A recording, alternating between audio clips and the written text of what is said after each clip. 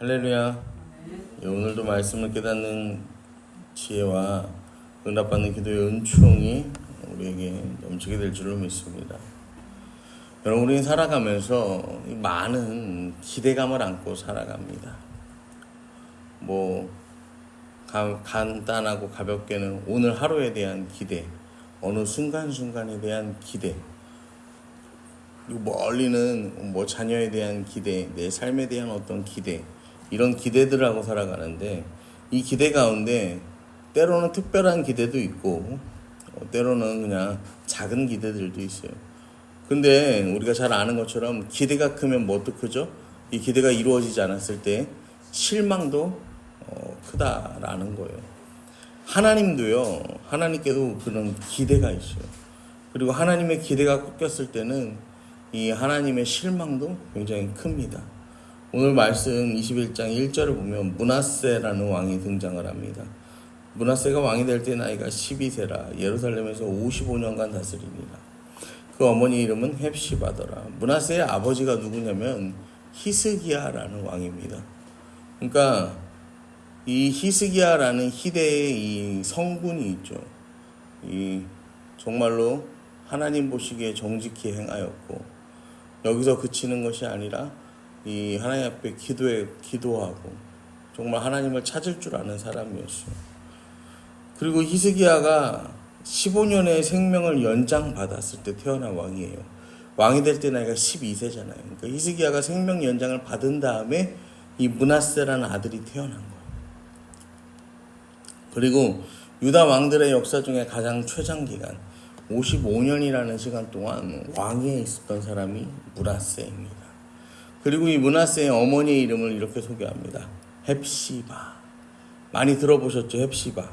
이사야 62장 4절을 보면 다시는 너를 버림받은 자라 부르지 아니하며 다시는 내 땅을 황무지라 부르지 아니하고 오직 너를 헵시바라 하며 내 땅을 뷸라라 하리니 이는 여호와께서 너를 기뻐하실 것이며 내 땅이 결혼한 것처럼 될 것이라.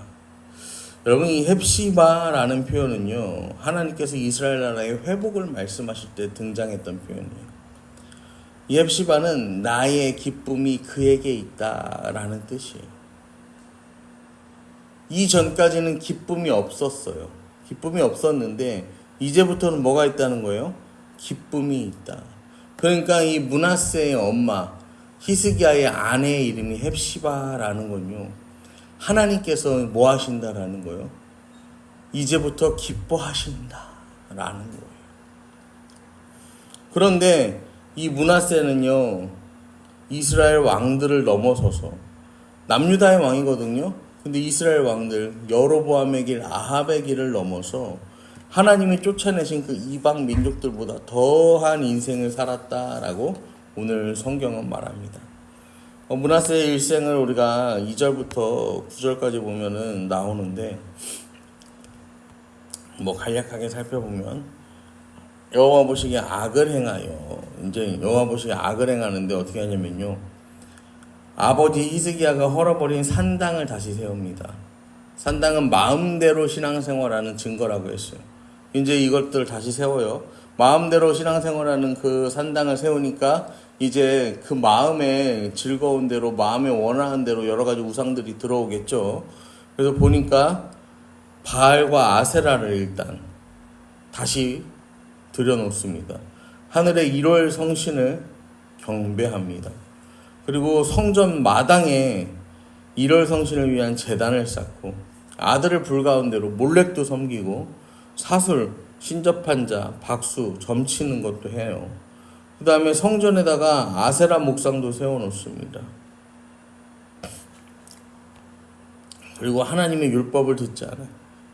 그리고 9절에 보면 백성들이 므낫세의 꾀을 받고 악을 행한 것이 여호와께서 이스라엘 자손 앞에서 멸하신 여러 민족보다 더 심하였더라. 가나안 사람들을 하나님께서 처음에 진멸하러 하신 이유가 뭐냐면 이 땅에 악이 너무나도 심했기 때문에, 그 악에 이스라엘 백성들이 물들까봐 하나님 그러신 거거든요.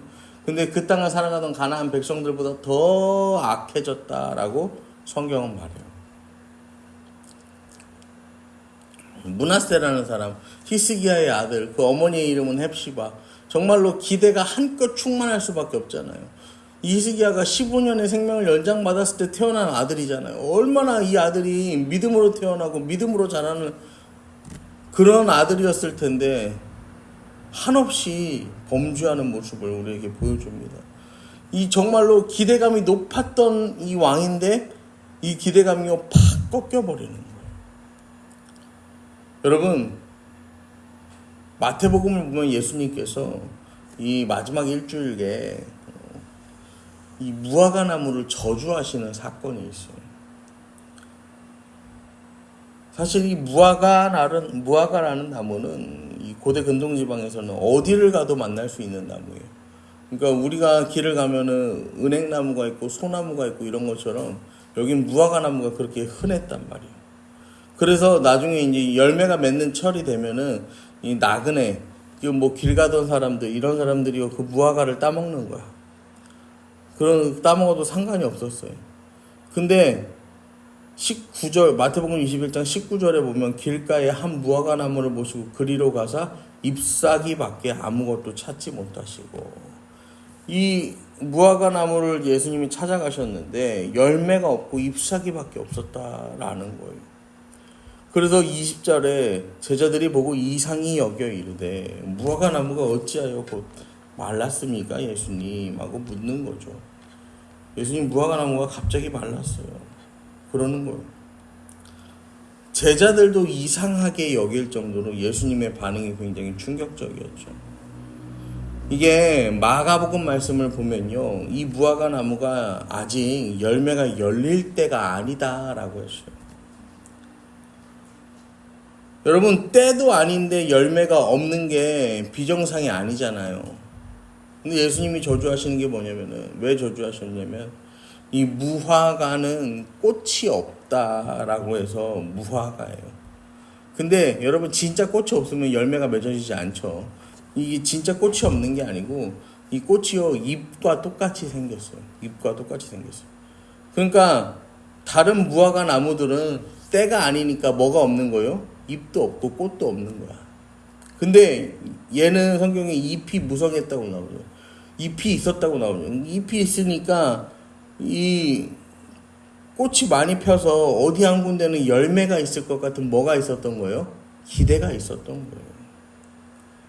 하나님께서 이 무화과에 거는 기대가 있어요. 예수님이 그냥 단순하게 성격이 나빠서 그러신 게 아니에요.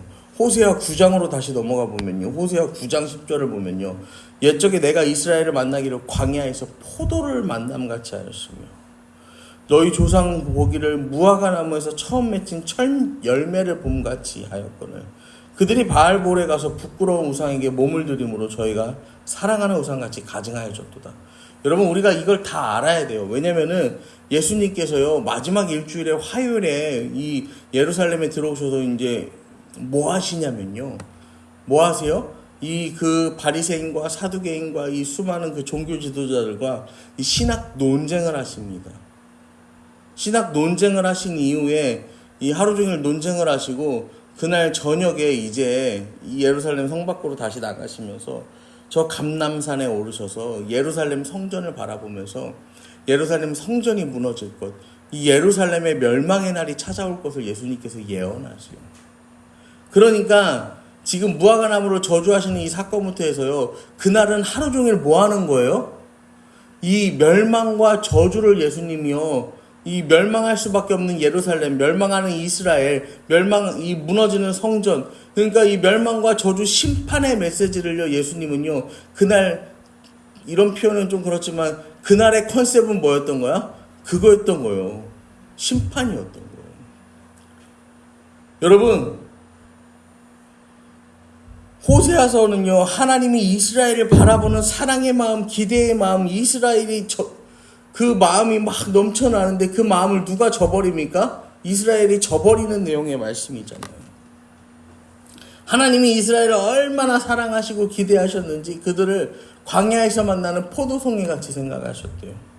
여러분, 광야에서 포도를 만나면 얼마나 기쁘겠어요. 목이 마르고 배가 고프고 진짜 당분이 필요한데 여기서 포도를 만나는데 얼마나 기뻐요. 무화과 나무에서 처음 맺힌 그 열매를 봄같이 여러분 우리가 열매가요 이 열매 맺는 이 나무가 막 꽃이 피고 응? 열매가 진짜 막 요만한 형태로 변했어. 아주 조그만하게. 이게 점점 자라서 따먹을 수 있는 시간이 막 돼요. 그러면요 이거를 언제 따먹지 하면 여기에 대한 기대감이 막 무럭무럭 자라나잖아요. 여러분 이 무화과 열매는 우리 정서로 해석을 하면요 한 1년 동안 열심히 농사를 져서 첫 열매를 수확하는 그 기쁨으로 해석할 수 있는 거예요. 하나님이 이런 마음으로 이스라엘을 보셨다라는 거예요. 근데 이 이스라엘이요 하나님 앞에 오늘 예수님께서도 그러시지만 심판받을 수밖에 없는 거예요. 미가서를 보면 미가서 7장 1절에 재앙이로다 나여 나는 여름 과일을 따누와 포도를 거둔 것 같아 먹을 포도송이가 없고 내 마음에 사모하는 처음 익은 무화과가 없도다. 하나님 그렇게 기대하셨는데 이스라엘이란 나라가 먹을 포도송이가 없고 내 마음에 사모하는 처음 익은 무화과가 없대. 열매 맺지 못했다라는 거예요. 이스라엘에 하나님의 기대를 이루어주는 게 하나도 없었다는 거예요. 미가서 7장 2절에도 경건한 자가 세상에서 끊어졌고 정직한 자가 사람들 가운데 없도다. 무리가 다 피를 흘리려고 매복하며 각기 그물로 형제를 잡으려 하고. 구약에서 말하는 경건한 자 정직한 자는 하나님을 자기 구주로 믿는 사람을 말하거든요. 하나님의 사람을 말하는 건데 하나님 편에 사는 사람이 이스라엘에 한 명도 없었다라는 거예요. 그래서 예수님께서도 이 무화과 열매가 없는 이 상황을 두고 기회가 없다라고 말씀하시는 거예요. 그러면서 이 무화과 나무에게 된 이런 일만 할 뿐 아니라 너희가 믿음이 있다면 이 무화과 나무가 마르는 일뿐 아니라 이 산더러 들려 바다에 던져지라 해도 될 것이요. 이 산이 어디냐면 지금 예수님이 그날 어디에 서셔서 심판을 선포한다고 했어요. 여러분 예루살렘 성전이 있는 그 산 성전산 시온산에서 이 메시지를 선포하는 거예요. 성전이 있는 그 산을 바다에 던져버리시겠다고 말씀하시는 거예요. 지금 예수님의 이 말씀이 뭐냐면요. 이제 열매 맺지 못하는 너희에게는 뭐가 없다는 거예요. 기회가 없다라는 거예요. 하나님의 기대를 저버린 이스라엘은 더 이상 기회가 없다라는 거예요. 아무 의미가 없다라는 거예요. 이제 멸망만 남았다는 거예요. 하나님 편에 서는 자가 아무도 없으니까 그 종려 주일에 예수님이 들어갈 때 호산나 호산나 다윗의 자손 호산나 했던 그 수많은 백성들도 자기 겉옷을 내어 깔고 종려나무를 흔들었던 그 사람들도 예수님을 매일매일 따라다니는 12 제자들도 아무도 예수님 편에 서 있는 사람이 단 한 사람도 없었다라는 거예요. 여러분 아무런 희망이 없다라는 거예요. 오늘 본문으로 다시 돌아와서요. 2절에 보시면요. 므낫세가 어떻게 하냐면요. 여호와 보시기에 악을 행하여. 여호와께서 이스라엘 자손을 쫓아내신 이방 사람의 가증한 일을 따라. 4절 여호와께서 전에 이르시기를 내가 내 이름을 예루살렘에 두리라 하신 여호와의 성전의 제단들을 쌓고.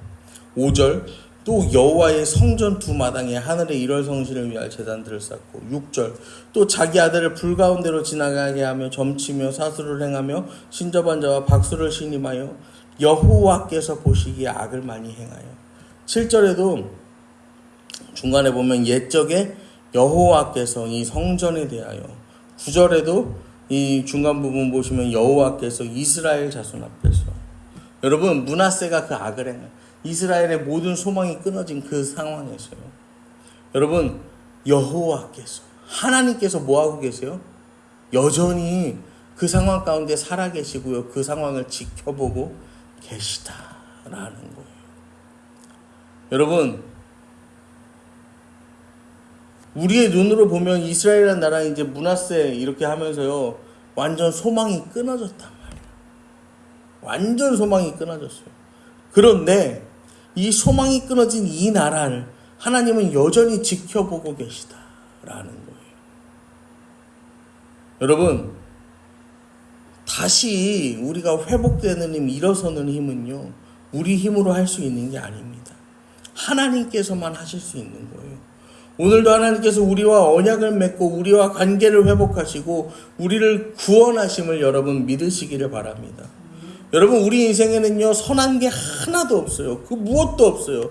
우리는 가만 내비두면 오직 나만을 위해 살아가는 인생. 그래서요 나만을 위해서 내가 나 혼자 화려하게 꽃피지만 열매 맺지 못하는 인생. 하나님이 나는 나 화려해, 나 이렇게 열매도 맺었고 꽃도 폈어, 잎사귀도 무성해. 그렇지만 정작 그 내면에는 하나님이 기대하는 것이 하나도 없는 열매 맺지 못한 무화과 나무 같은 인생인데요, 나 스스로 만족하는 거예요.